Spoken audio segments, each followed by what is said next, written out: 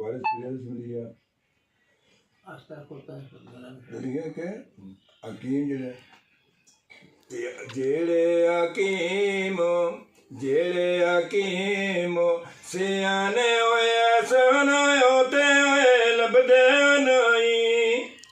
जेड़े हकीम सियाने होए सुनायो ते लभदे नहीं बाकी जान छिड़ांदे अपनी ते वेख मरीज ताई ते हकीमां भी समझो अपनी लगदी है जान प्यारी जिस सबबों जोर ज्यादा ते कीता ऐस बीमारी